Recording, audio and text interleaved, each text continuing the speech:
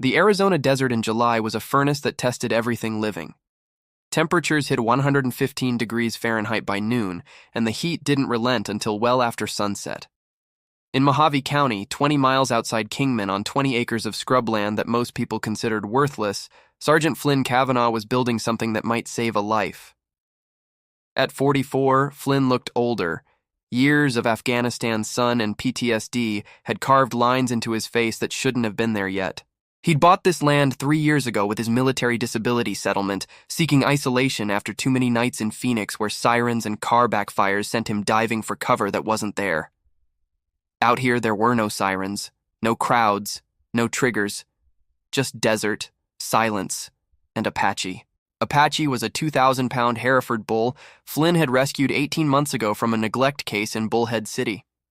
A rancher who'd abandoned his livestock when foreclosure hit, leaving 6 cattle to starve in a dirt lot with no shade and barely any water. By the time animal control found them, 3 were dead. Apache survived, barely. Flynn had been at the impound facility looking at a horse when he saw the emaciated bull. Something about Apache's eyes, the way he watched Flynn with wary intelligence despite obvious suffering, reminded Flynn of the working dogs in Afghanistan. The ones who'd served alongside soldiers, who'd been loyal and brave, and who got left behind when missions went wrong. Flynn couldn't leave another one behind. He'd paid the $800 impound fee, rented a livestock trailer, and brought Apache home to his 20 acres of nothing.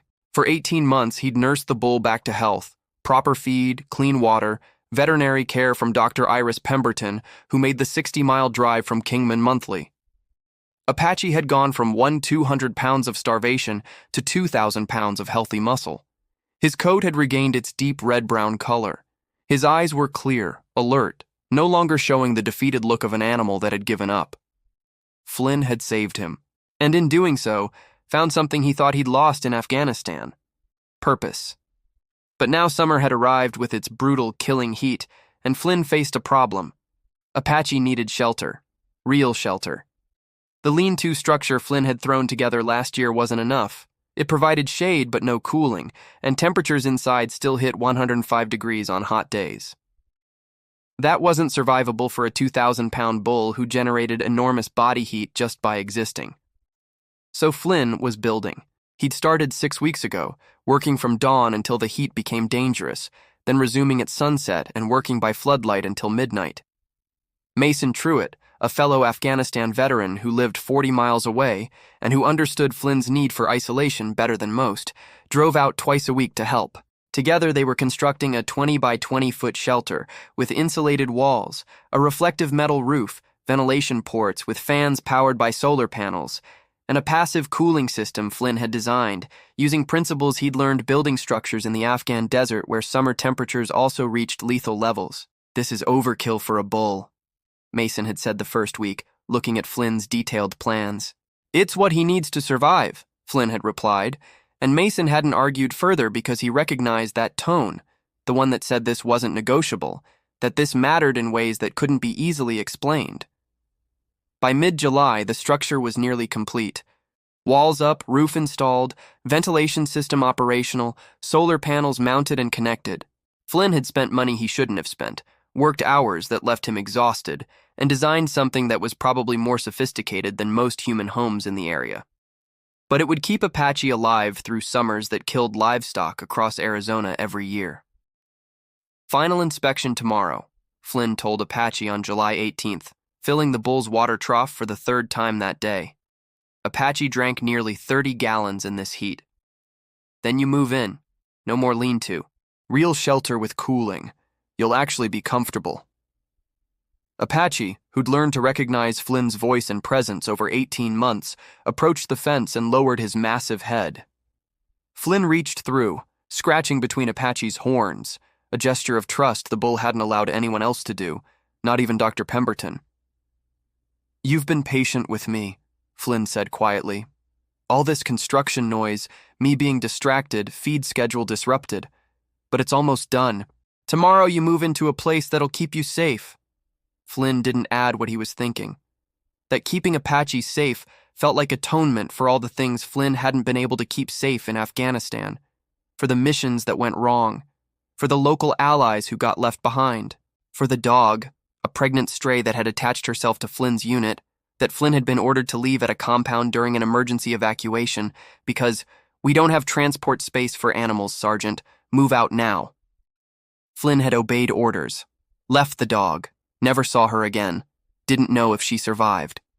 That had been 12 years ago, but Flynn still saw her eyes in his nightmares, confused, abandoned, not understanding why the humans she'd trusted were leaving.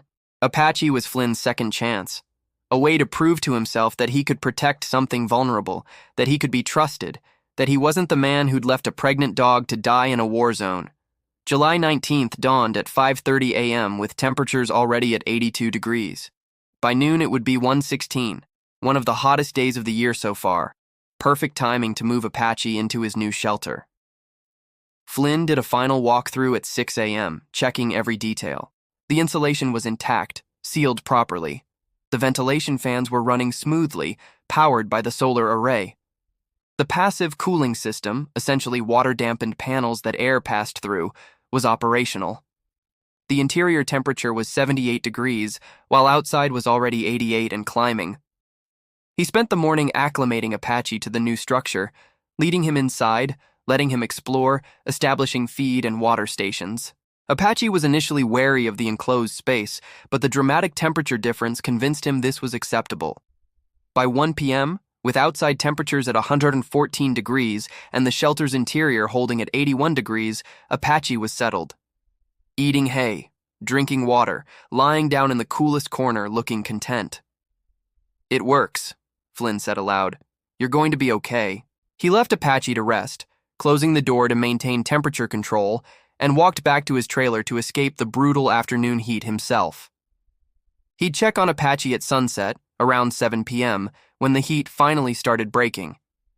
What Flynn didn't know was that between 1 p.m. and 7 p.m., something would enter that shelter through the ventilation port. Something desperate, something vulnerable, something that would change everything. At 7:15 p.m., Flynn walked to the shelter carrying evening feed. He opened the door, expecting to see his bull resting. What he saw instead made him freeze. Apache was lying in his usual corner, but curled against the bull's massive side was a wild dog, gaunt, dehydrated, ribs showing. And nursing against her were 5 tiny puppies, maybe hours old. The dog looked up at Flynn with terrified, defiant eyes, protecting her newborns despite being too weak to stand.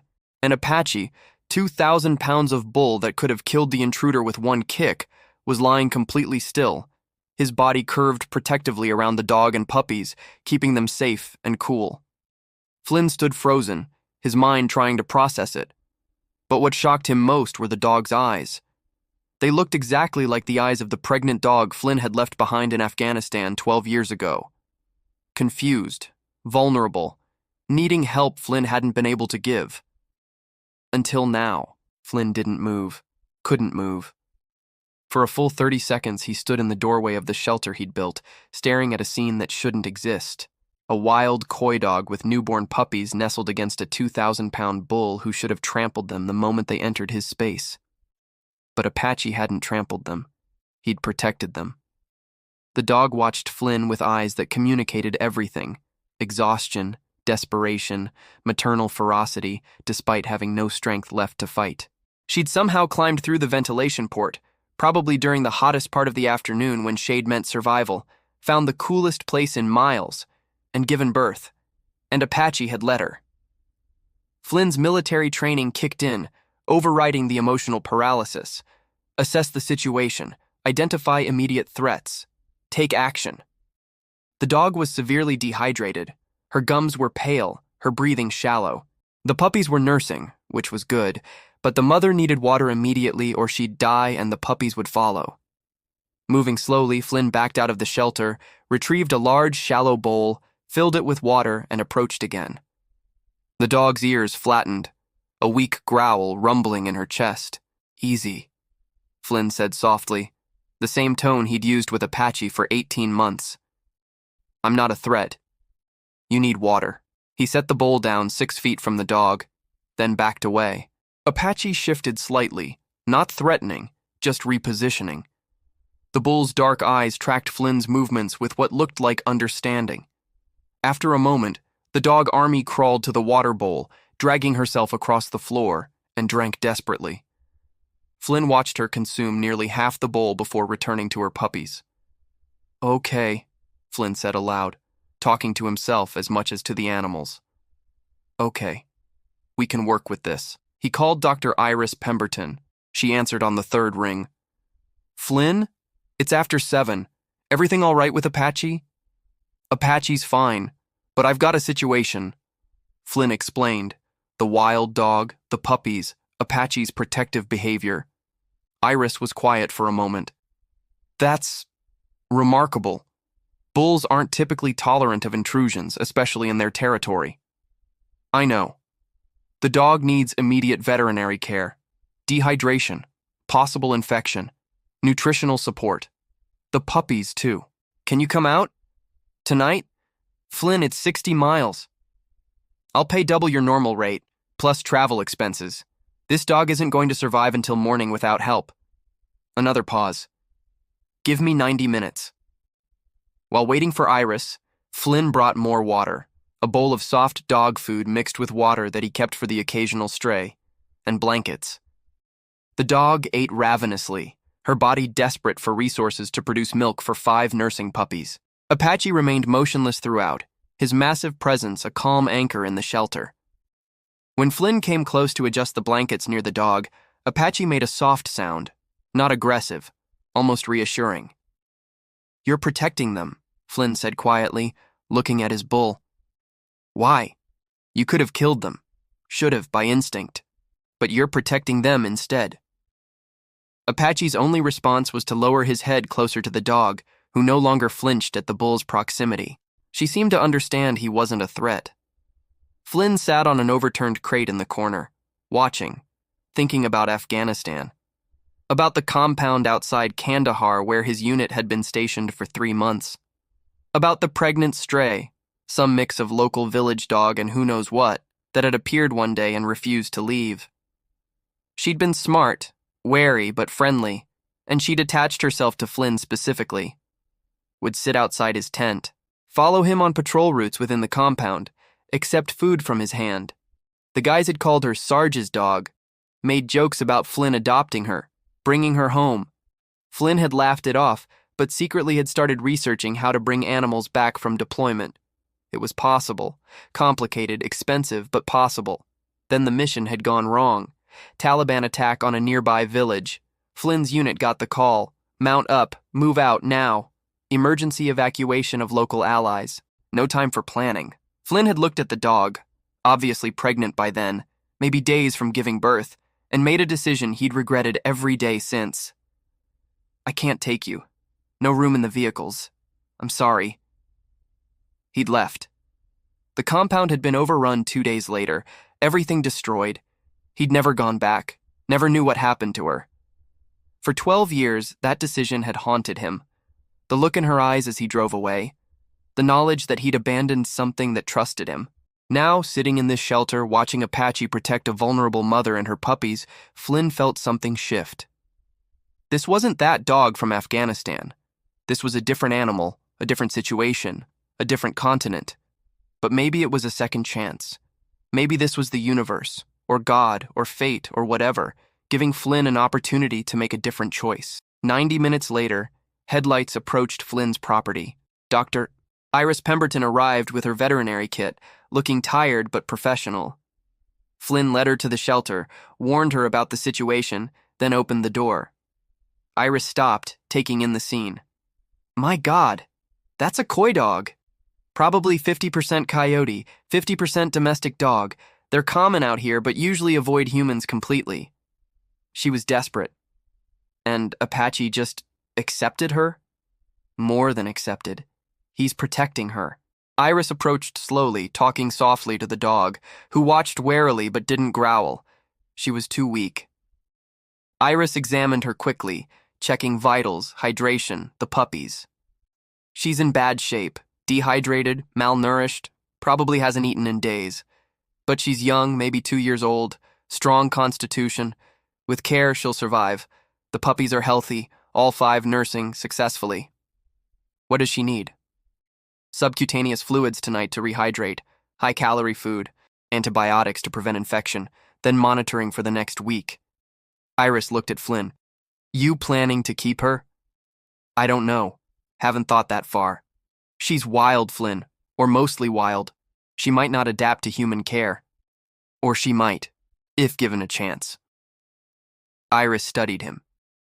This is about more than a stray dog, isn't it? Flynn didn't answer. All right, Iris said finally. Let's get her stabilized. Then we figure out next steps. Over the next 5 days, Flynn's routine transformed completely. Instead of checking on Apache twice daily, he was now in the shelter every 3 hours, bringing water, high-calorie dog food, monitoring the mother coy dog who he'd started calling Scout, a name that felt right, though he couldn't explain why, and watching the puppies grow stronger. Apache remained the constant guardian. The bull would lie in his corner, massive and calm, while Scout nursed her puppies against his side. When Flynn entered to refill water or bring food, Apache would lift his head slightly, acknowledging Flynn's presence but not moving, as if understanding that sudden movement might frighten Scout. You're better at this than I am, Flynn told Apache on day 3, watching the bull's patient stillness. You just accepted them. No questions, no hesitation, just protection. Dr. Iris returned on day 4 to check Scout's progress. The coy dog had gained weight, her coat was improving, and she was eating enthusiastically. A good sign. She's recovering faster than I expected, Iris said, examining Scout while Flynn held a treat to keep her distracted. The puppies are thriving. You've done good work here, Flynn. Apache did the work. I just brought supplies. Iris looked at the bull, who was watching the examination with calm interest. I've been a veterinarian for 26 years.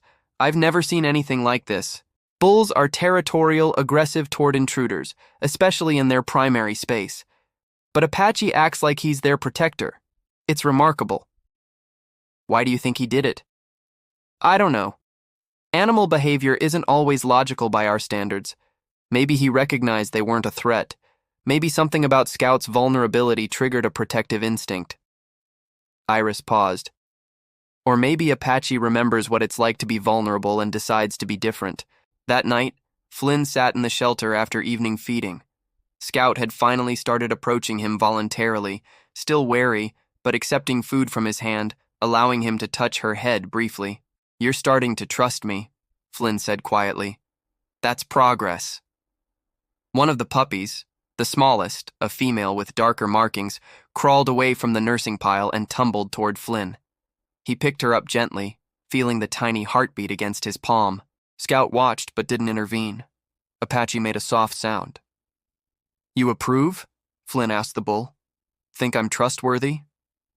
Apache's response was to close his eyes, the ultimate sign of comfort in livestock.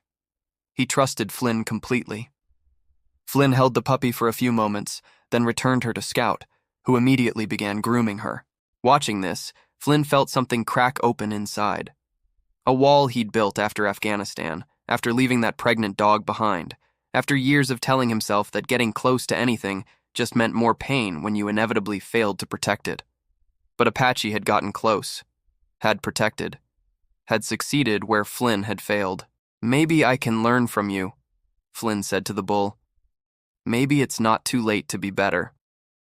On day 6, Mason Truitt visited. Flynn had texted him about the situation, and Mason wanted to see for himself.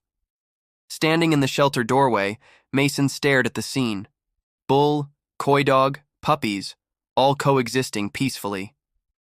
This is the most insane thing I've ever seen, Mason said. And I was in Helmand Province. I know. Flynn, you're keeping them, aren't you? Scout and the puppies. I don't know yet. Yes, you do. You've already decided. You're just afraid to admit it. Flynn was quiet. It's okay to let yourself care, Mason said gently. It's okay to try again. What happened in Afghanistan, that wasn't your fault. You followed orders. You did what you had to do. I left her behind. You left a dog behind in a war zone during an emergency evacuation.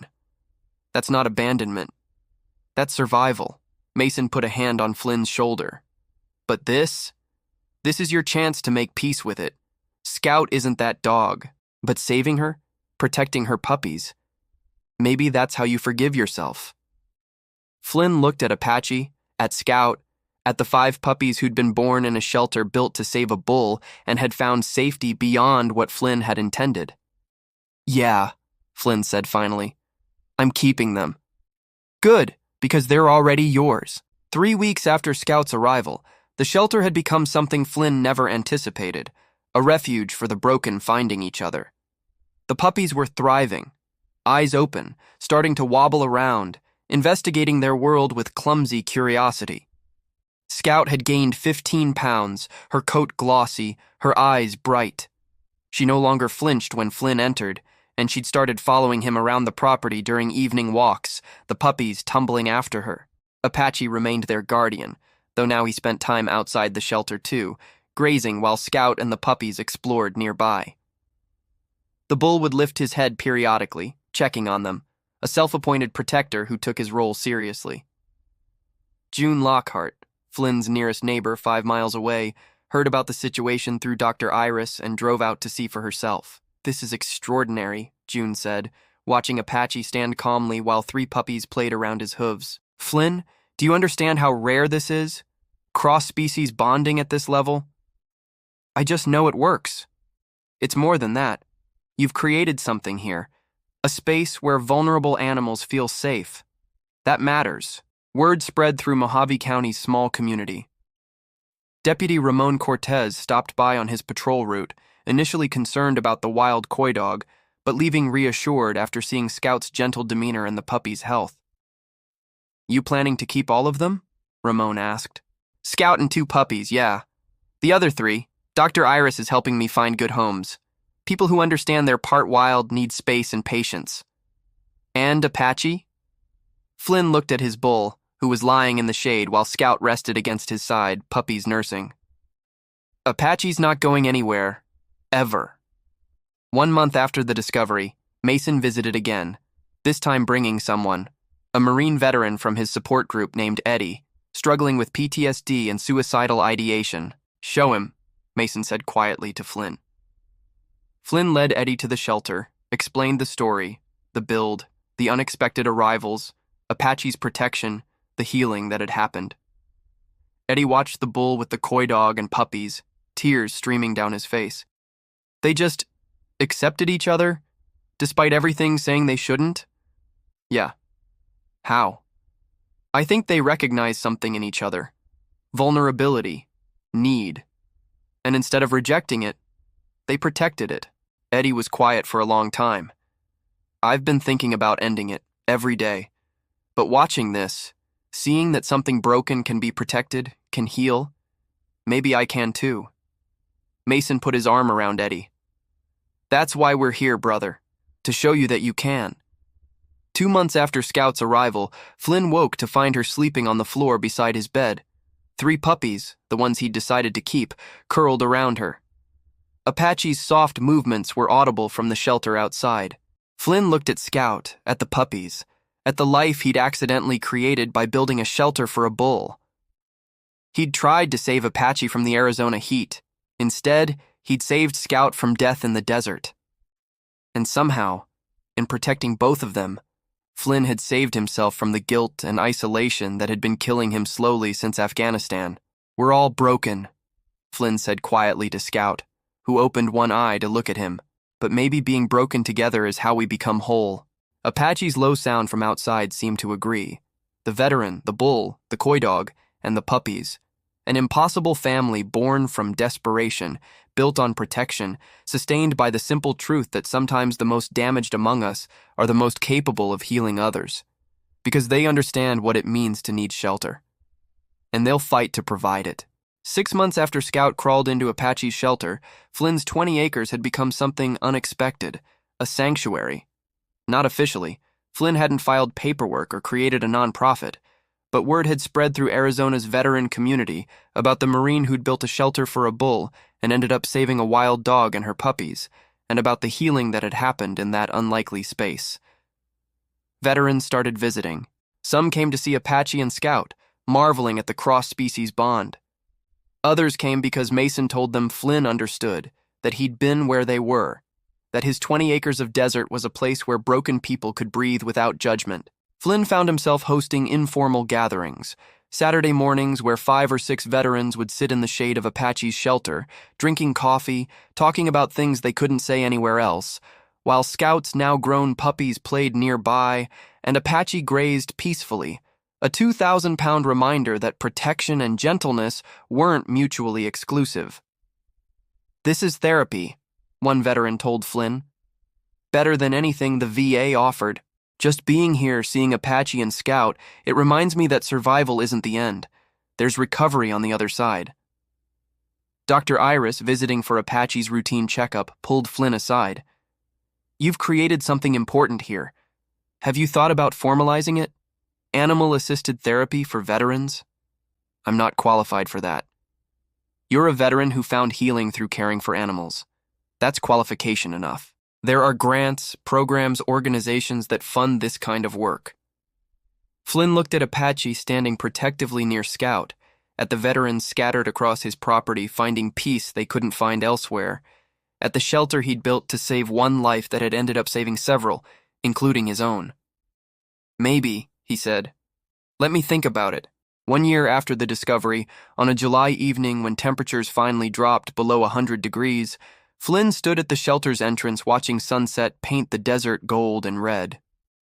Apache was inside with Scout and her remaining 2 puppies, now 60 pounds each, still playful but calmer, showing their mother's wild intelligence tempered by Apache's steady influence.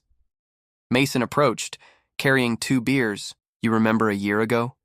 When you were finishing this shelter, convinced you were just trying to keep a bull alive through summer?" "I remember thinking that was the only goal that mattered." "And now?" Flynn considered. "Now, I think maybe I built this shelter for myself as much as Apache. I just didn't know it yet. The best things we do are usually for reasons we don't understand until later." Mason handed Flynn a beer. "You saved Apache. Apache saved Scout. Scout saved those puppies. And somehow all of them saved you. That's not coincidence." "What is it?" "Purpose. The thing you thought you lost in Afghanistan. Turns out you just had to come to the middle of nowhere to find it again." That evening, after Mason left, Flynn sat in the shelter's entrance while Scout rested her head on his lap and Apache dozed nearby. The puppies were wrestling in the corner, their play growls echoing softly. Flynn thought about the pregnant dog he'd left in Afghanistan 12 years ago. He'd carried that guilt like a stone, letting it crush him slowly, convinced he'd failed something fundamental about who he wanted to be. But watching Scout, alive, healthy, raising her puppies in safety, Flynn finally understood something Mason had tried to tell him months ago. You can't change the past, but you can honor it by doing better in the present. He hadn't been able to save that dog in Kandahar, but he'd saved Scout. He'd saved Apache. He'd created a space where other veterans found healing. That didn't erase Afghanistan, didn't erase the guilt or the nightmares or the years of isolation, but it meant those things didn't define him anymore. He was more than his trauma, more than his failures, more than the mistakes he couldn't undo. He was the man who'd built a shelter in the desert and discovered that sometimes the things we build to protect others end up protecting us. "Thank you," Flynn said quietly, to Apache, to Scout, to the universe that had sent a desperate coy dog to his bull's shelter at exactly the moment Flynn needed to learn that second chances were real. Apache lifted his head, making the soft sound Flynn had learned meant contentment. Scout's tail thumped once against the floor, and in that moment, in a shelter built to survive Arizona's brutal summer, Flynn finally felt like he'd come home. Not to a place, to himself. The veteran, the bull, and the wild dog who'd taught him that the most broken among us are often the most capable of healing because we understand what shelter really means, and we'll fight to provide it, for others, and finally, for ourselves. A veteran built a shelter for his bull in the desert. What he saw inside left him in shock.